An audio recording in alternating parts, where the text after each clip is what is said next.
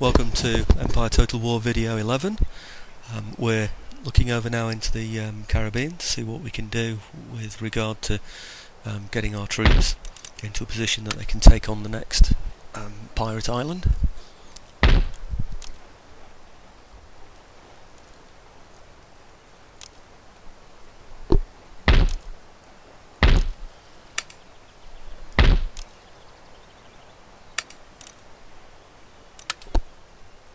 You'll remember from the last video, hopefully, that a nice juicy pirate ship has sailed right across the ocean. It's gone to block my trade route, but if that's all it's doing, it's a very small trade from this area anyway, and that pirate ship is likely to be a galleon. In fact, I don't think it's even a pirate ship, I think it's a Spanish ship, which means it will be a Spanish galleon.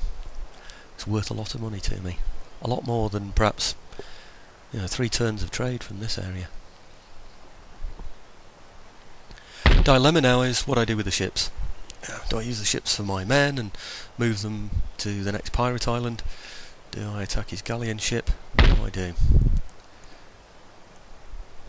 Reality is the army is not quite developed enough yet to take on the island, so I might have a little bit of time to be able to move my fleet over and play with his galleon.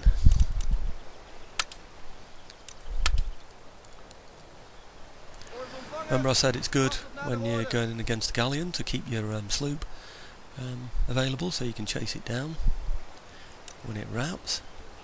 I'm not going to be able to do that because I'm going to need my sloop, I think, to carry the troops. You'll notice what I've done here is I've taken the troops, any troops I had on the ships, off the ships and put them back into port, move my ships out of the port that I don't want to have the troops on, and then I'll put the troops back onto whichever ship's there in the port. That's because I can never tell which ship has got the troops on. So if you've got a fleet with 4 or 5 ships in it, whatever I've got here, and you've got troops on there, you move, say, 4 of the ships away, you might find you're carrying your troops with you as well. You don't want that, of course, you want that on your troop carrying ship. So, anyway, back into the port now. Pick up the troops, put them on that one. So I'll take them off the fleet, put them in the port, put them back on the ship that I want. It's the only way that I can think of doing it, to be honest. Unless somebody knows a way of finding out which actual ship within your fleet is carrying the troops. Okay, here we go. Put them back on there. 2, 4, 5, 6. 6 units there to take on, as I know, 7 pirate units that are usually on the pirate island. They're over there. I know these islands look like they're apart, but as long as there isn't a ship there dominating the waters, I can just jump between those islands. It's almost like once I've got the port, I've got all the boats that are available to sail between the different islands, which makes a great deal of sense to me. If you land just on the sandy beach next to somewhere, you have to land in one move and then move in the next, which is a bit of a problem. It stops your attack, or stymies it anyway for a while. Land on there, you can disembark your troops, attack over there to the island, take them on. Okay, I'm going to siege that, and the reason why I'm going to siege it is the pirates are likely to come out and attack me. I've got less troops than them. If I go into an attack against them, I think I'm going to struggle there. So, you've already seen a pirate attack, so if they do come and attack me at the turn end, I'll probably just do an auto-resolve on that. I lose troops, you lose a lot more troops on an auto-resolve, but to be truthful, the numbers of troops that I've got in the Caribbean is more than I can afford to sustain anyway, so in a way, I know it sounds a bit cruel, but it would be good to consolidate those regiments and reduce the general cost of my army over in the Caribbean once I've got rid of the pirates.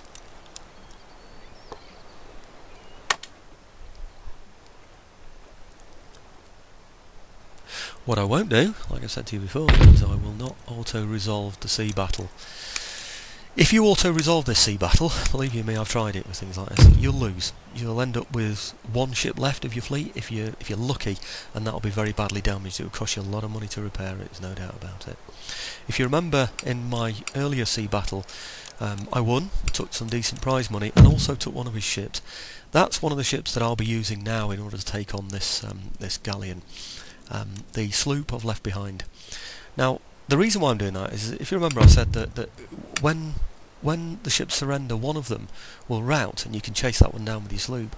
On this occasion, there is only one ship there, and it's a big ship. It's a galleon, so it's unlikely to rout on its own. It'll surrender. It's usually when the other ships have surrendered, one of them will rout. So against one ship, it's highly likely that it will simply surrender. It's a big beast of a ship. Yeah. So anyway, we'll get on to the sea battle shortly. I think it might actually be on the next video. But it's just to let you know the rationale of why I've divided the fleet in the way that I have at the moment. Back into Europe, always checking, double checking how many men have I got there.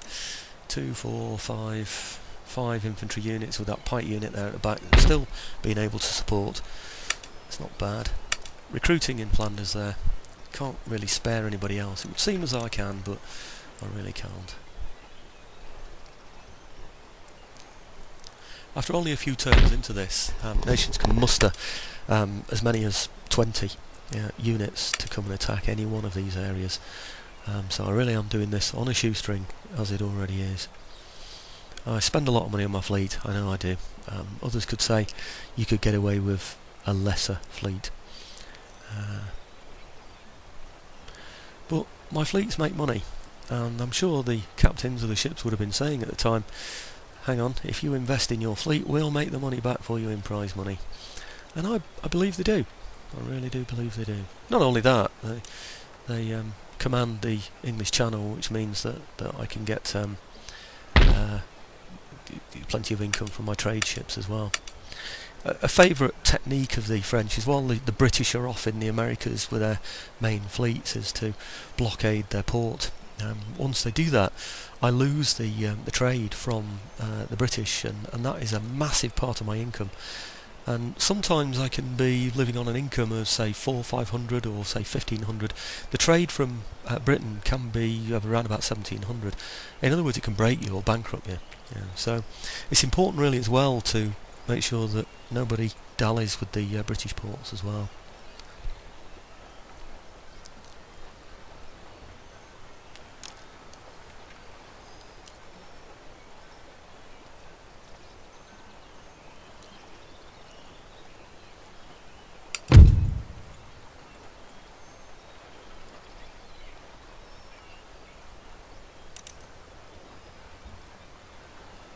Again, looking for technological advances, always important to us.